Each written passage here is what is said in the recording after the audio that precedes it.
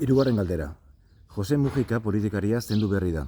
Baserritarra eta lehen sektorea maite zituen pertsona zen eta gizarteetan baserritarrak premiazkoak eta funtsezkoak zirela maiz adierazi zuen ere.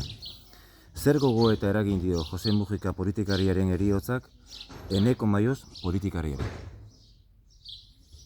Nik uste nik hitz bat erabiltzeutan erreferentea erabiliko nuke, iruditzen zait.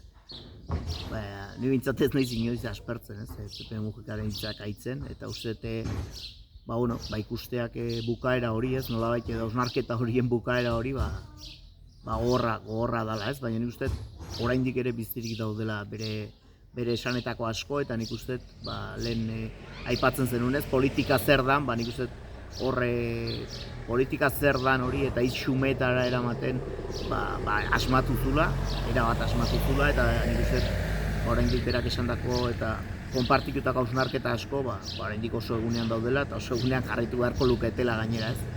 Eta uste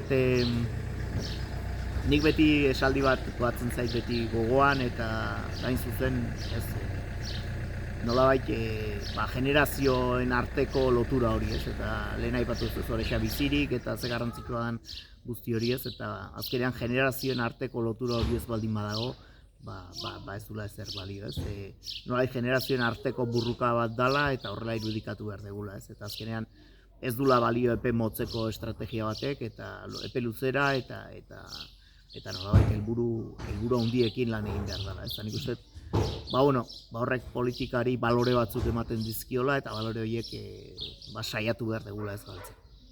Eskerrik asko, Eneko. Zurregatik.